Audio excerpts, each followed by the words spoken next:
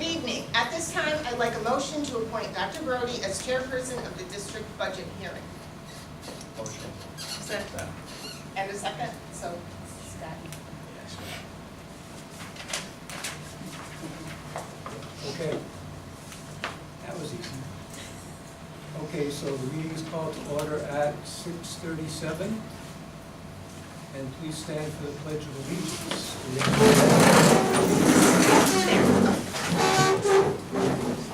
Pledge allegiance to the flag of the United States of America and to the republic for which it stands, one nation, under God, indivisible, with liberty and justice for all. May I have a motion to appoint Tricia Van Dusen, district clerk, as clerk of the election? Motion. Second. All in favor? Aye. Opposed? Okay. And then may I have a motion to waive the reading of the May 7, 2018 minutes? Motion. Second. All in favor? Aye. Opposed? Okay. And may I have a motion to appoint the following as inspectors of the budget vote and election? Mrs. Lila McPhail, Chief Inspector, Mrs. Ellen Hazard, Mrs. Michelle Bramer, Mrs. Kathy Schultz, Mrs. Gail Moyer, and Mrs. Heather Membry. Motion. All in favor? Aye. Opposed? At this time, Mrs. Deborah Grimshaw, Superintendent of Schools, and Leah Schaefer, Director of Finance, will present the 2018-19, no, 2019-20 budget, proposed budget. Thank you. For the benefit of those who will be watching after tonight's meeting, we'll direct your attention to the slideshow that's being presented. And thank you for coming to tonight's 2020 budget hearing. This year has been a particularly challenging one for us when we received an unexpected significant increase in our health insurance costs. As we will share with you in this presentation, we have worked very hard to minimize the short and long-term impact of our health insurance increase. This budget is the result of the work of a lot of people, including our Board of Education, the Board of Education Finance Committee, our Director of Finance and Accounting, Mrs. Schaefer, our administrators, and our entire school faculty and staff. And we are very appreciative of their work. In order to best meet the needs of our students and our taxpayers, this year's overall proposed budget is slightly smaller than this year's current budget. The increases within the budget include only contractual obligations, health insurance, and special education costs. The percent decrease over the 18-19 current year budget is less than 1%, and this budget proposes a 3.5% tax levy increase. During our budget development process, we received notification that our health insurance costs were increasing by 27%. This is a significant increase over the trend of the past 5 years, which has been about 10%. With receipt of this information, we took the following actions. We are freezing and have frozen all non-essential spending for the remainder of this year. We are working with our bargaining unit to address the longer-term issue of health insurance.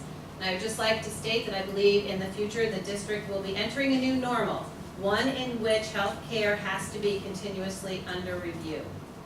The financial impact was an additional $450,000 in expenditures, and our budget had to be adjusted to accommodate this unexpected expense.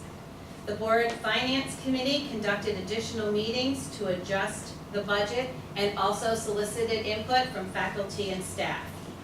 Our strategy that was used to review all expenditures within the budget were to break out all programs, instructional and extracurricular, and create per student cost per program. We reviewed each and every proposed expenditure in the budget.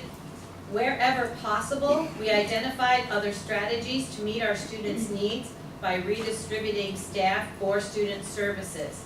One way we are doing that is to not fill open positions currently created by movement of staff within the district or retirements.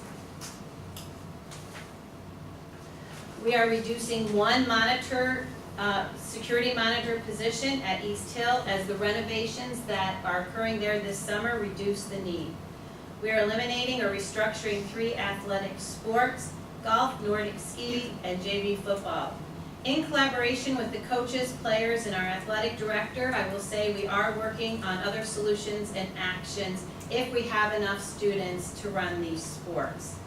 And for everyone, I do have, and so for the audience too, the complete list, which has been published, of all of the reductions. So perhaps Mr. Faddy, you could just share that then with the remainder with the audience. I would appreciate it. Thank you. The second consideration, while those handouts are coming around, and by the way, the reduction list has been posted. It's posted in Board Docs. It's posted on our website. It's been public for several weeks now. The second consideration was the long-term sustainability of district finances. In 2015, we had an audit by the New York State Controller who cited the district for having more money than the legal 4% in our unrestricted reserves. The Board of Education has worked to decrease the unrestricted fund balance to close closer to the 4% limit. If the district incurs a similar health insurance increase moving into the 2021 budget, the unrestricted reserves would be depleted, and then that would have a devastating impact on programs and services for students. In its work, the Finance Committee has carefully applied both restricted reserves, such as our employee retirement reserve, and unrestricted reserves in a manner that would not deplete the reserves moving into the future, so they would be available should we need them. Mrs. Schaefer will now review the specifics of the proposed budget. This graph is the graph that shows our revenue breakdown. As a high-needs rural district, we are heavily dependent on state aid, with over half of our revenue budget coming from state and building aid. Property taxes comprise 32% of our revenue budget, and these percentages remain unchanged from year to year. Instruction is the largest portion of our budget, comprising 67% of our expenditures. General support is 17% of our budget. Transportation is 7%, which is a slight decrease from our 18-19 budget. Debt service expense continues to be on a decline as we end the life of some of our construction bonds. Over time, this will stabilize as we complete the current capital project renovations. This expenditure is offset by our building aid revenue. In order to balance the 1920 budget, the district plans on using a portion of the Employee Retirement Reserve Fund, along with a portion of the unrestricted fund balance, in a total amount of $770,000.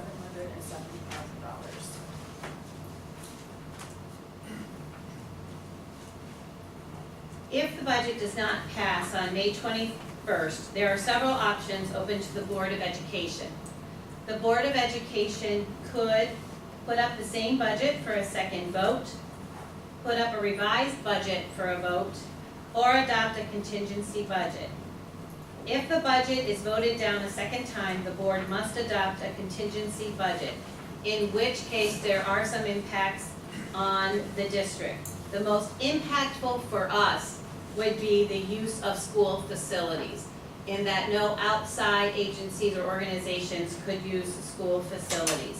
And that would have a pretty significant impact on our school and our community, as the schools are the center of our community.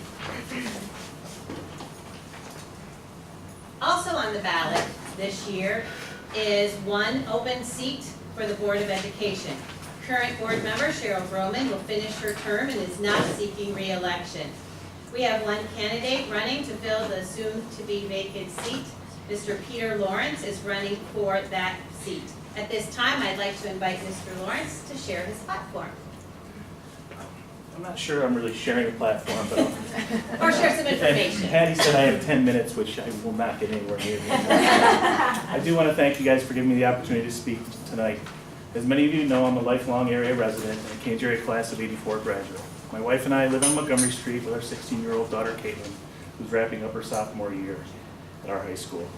Professionally, I'm the Deputy Executive Director at the Family Counseling Center, serving Fulton and Montgomery counties. Through this job, I've seen firsthand how difficult it is to be a child growing up today. The demands on parents and students are greater than they have ever been, and those stressors flow directly through our school doors every day. I salute each of our district staff for their tireless energy as they work to improve the lives of these young people. I've been considering running for school board for a few years, not because I'm unhappy with the current board, but I have a strong belief that our school system is a vital component in the long-term health of our community. No matter the makeup of our community, the economic struggles people face, it is important that we have a district that people can be proud of, and that will prepare our students for the ever-challenging changes they may face. I've recently been asked if I was pro-teacher or pro-administration, and to be honest, I wasn't sure how to answer that question. I guess I see that as one of our problems. I think in order for us to reach our goals, we must unify and work together. We have amazing teachers that have been instrumental in educating my daughter and countless others, both in core subjects and equally as important in lessons in life. Our schools are filled with talented educators. I'm confident that if we unify, our district will become stronger than it has ever been. So in conclusion, I guess I am pro-teacher, but I'm also pro-student, but really I'm pro-education. And most importantly, I'm pro-Canajoharie. Thank you.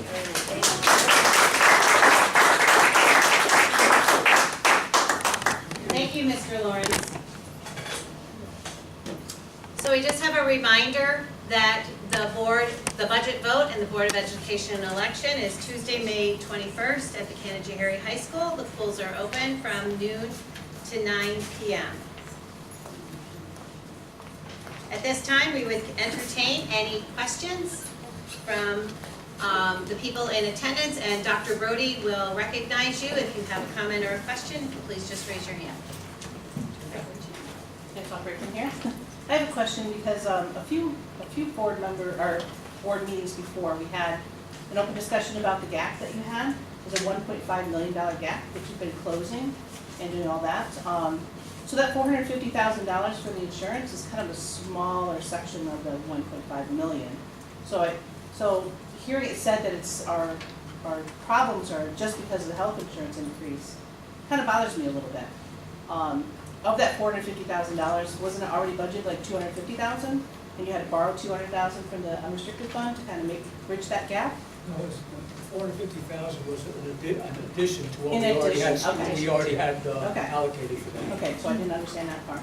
But, I mean, the $1.5 million, again, this is a smaller portion of that. It might be the biggest one item, but it's not our continual. So I just don't like it out there that it's the health insurance that's causing the problems.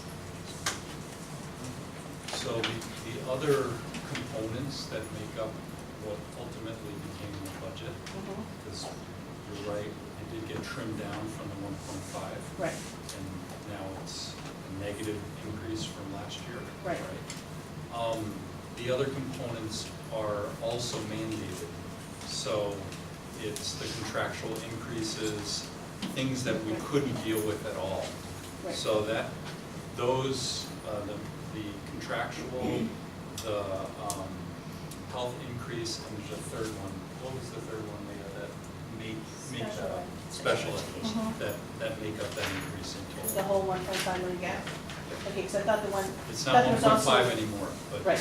yes. But it originally started that way, and I thought that was Correct. because we didn't get the revenues we were supposed to get, and that was part of the gap problem? Yeah, that's always a problem every year. We never have enough revenue to match the budget, it's every year. So the So projected it's a state aid revenues, problem also. okay, the projected revenues don't ever match to the actual revenues? The State Board of Regents recommended that we get $2.1 billion in school aid this year. We ended up with $1 billion less than that. So that's obviously a problem, because they see the continuing need, especially in poor rural districts where we don't have the property tax base that other districts have. It's a huge hit for us, and it doesn't keep up with the expenses that we have to provide the kind of education that we'd like. I understand, it just seems like every time I'm listening now, it's like the health insurance went up and that's the cause of why everything's going up. And- So if you look at the budget that's being put forward, that was approved by the board, it's 203,000 less than 2019-20 budget. It's 203,000 less than our current year budget. So we've cut everything that we could that wasn't mandated special ed stuff, or the contractual, or the healthcare. Now, I'm not a math person, so I just want to ask this one question.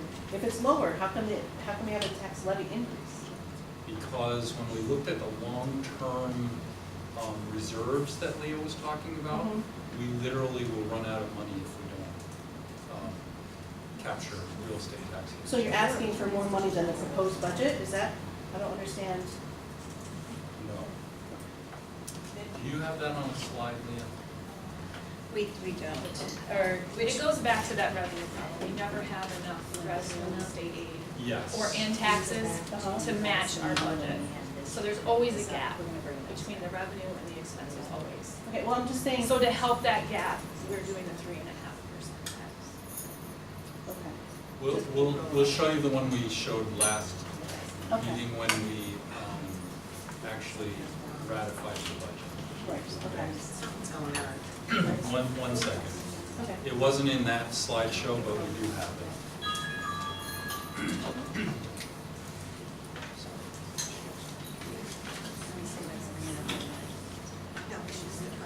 Yeah.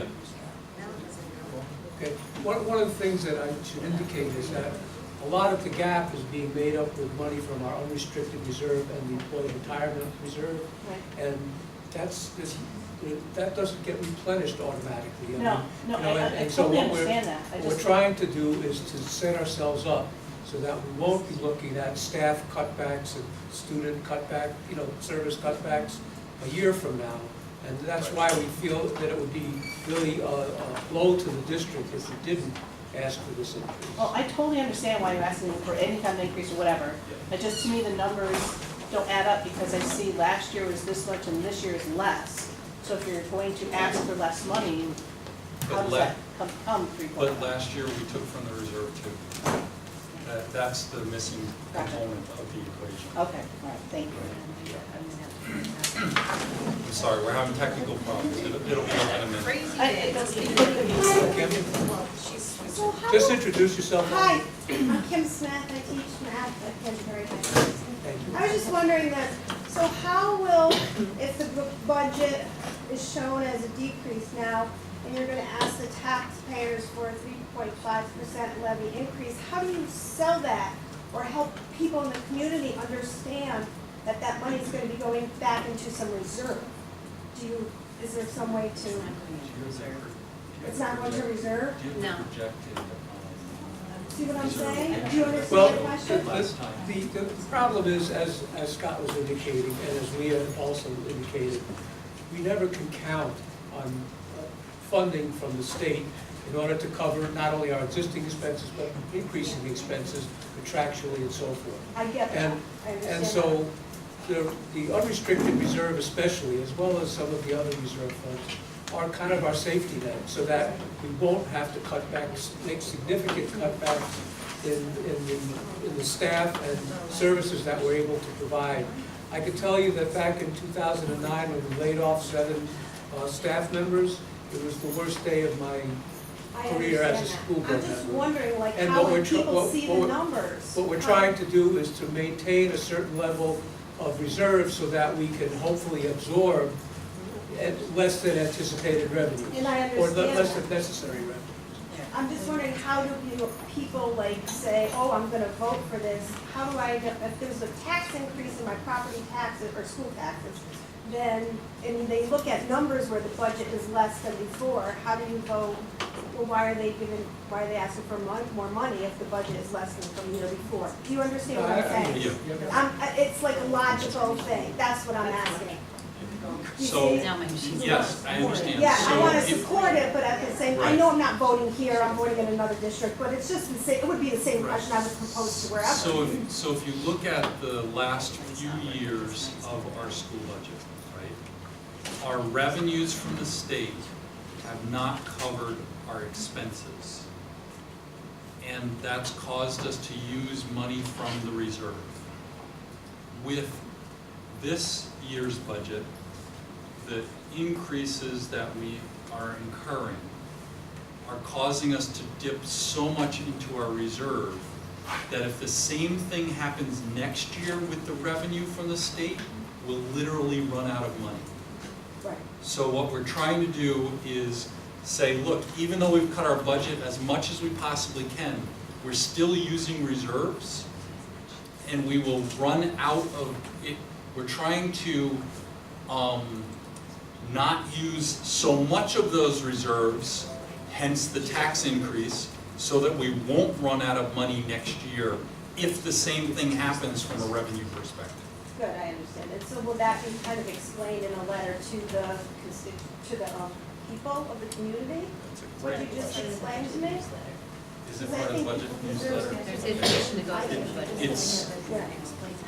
Is that something that's gonna be relayed, that what you just said to me? I don't know the answer to that, because I haven't seen the language for the budget newsletter, Oh, okay. but that's what I was told, is hopefully it will cover it that way. Hopefully it will, yes. Okay. Yeah. Thank you. Is that clear now, Yes, though? yes, thank Okay. I mean, basically the whole concept is, as individuals or families, we like to have a few dollars in the bank, Of course. just in case. Yeah, Things happen that we don't anticipate, Right. or things that we suspect might happen.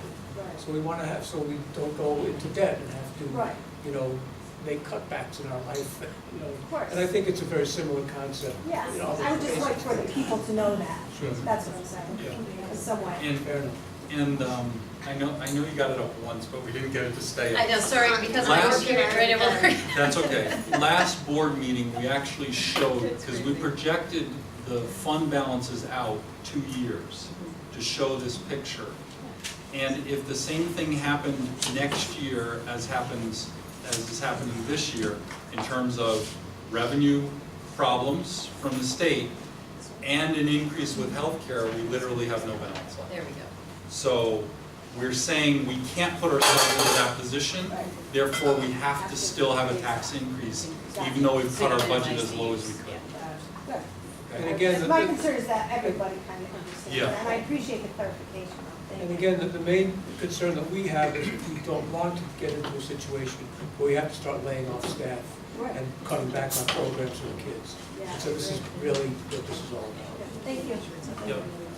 Thank you for the question. Yeah. Any other questions or comments? I guess I have Yep. one. You indicated that the revenue never comes in as projected. Have we projected more conservatively this year so that, in hopes that it does come in as projected? I think we did, we projected Well, last. we never have enough state aid to balance our budget, ever. And I Right. think most schools don't, so that's where the problem is. The projections, we base them off the state, what the state tells us, and sometimes they're different. So we haven't changed how we still go with the No. state aid We projection, still even go though what it the doesn't come state through. tells us in April. Yeah. And a lot of things change after that, so.